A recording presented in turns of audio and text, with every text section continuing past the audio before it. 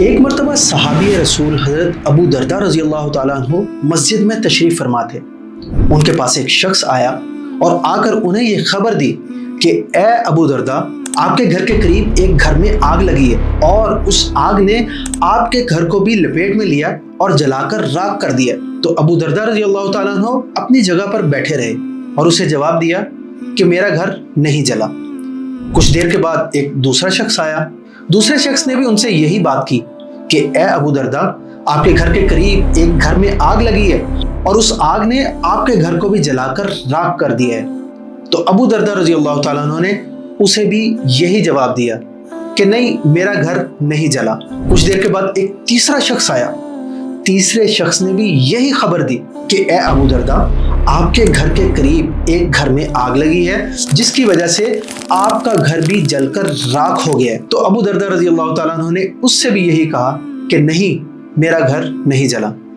آخر ایک چوتھا شخص آیا اور اس نے آ کر یہ بتایا کہ اے ابو دردہ، آپ کے گھر کے قریب ایک گھر میں آگ ضرور لگی تھی، لیکن اس آگ کے انگارے جب آپ کے گھر کے قریب تک پہنچے تو خود بخود وہ آگ بجھ گئی۔ اس پر جو لوگ ابو دردہ رضی اللہ تعالیٰ عنہ کے پاس بیٹھے تھے وہ بڑے حیران ہوئے۔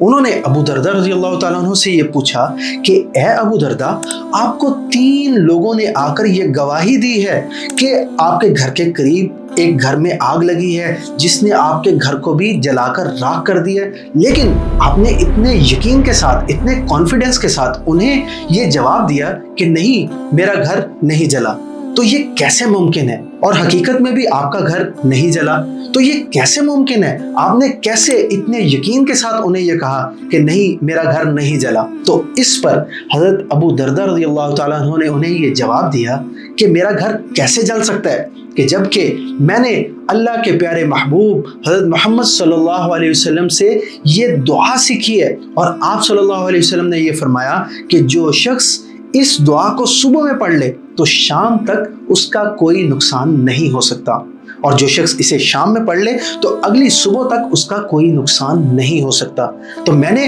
وہ دعا پڑھی ہوئی ہے، تو کیسے ممکن ہے کہ میرا کوئی نقصان ہو جائے؟ دوستو، اس دعا کو جاننے سے پہلے ایک بات پر اگر ہم غور کر لیں کہ صحابہ اکرام کو آپ صلی اللہ علیہ وسلم کی دی ہوئی خبروں پر کتنا پختہ یقین تھا کہ وہ 3 شخصوں کی گواہی کو بھی ٹھکرا رہے ہیں کہ نہیں، میرا گھر کیسے جل سکتا ہے، کہ جبکہ میں نے اللہ کے نبی کی سکھائی ہوئی دعا پڑھی ہے اور آپ صلی اللہ علیہ وسلم کی دی ہوئی خبر کے اندر کوئی شک کی گنجائش ہی نہیں ہے۔ تو لہٰذا اگر ہمارا بھی یقین آپ صلی اللہ علیہ وسلم کی دی ہوئی خبروں پر ایسا ہی ہو کہ جیسے حضرات صحابہ اکرام کا یقین تھا، تو اللہ جل شانہ ہمارے ساتھ بھی وہی فیصلے فرمائیں گے کہ جو حضرات صحابہ اکرام کے ساتھ فرمایا کرتے تھے۔ اور وہ دعا ہے کیا کہ اللہم انت ربی لا الہ الا انت علیک توکلت وانت رب العرش الکریم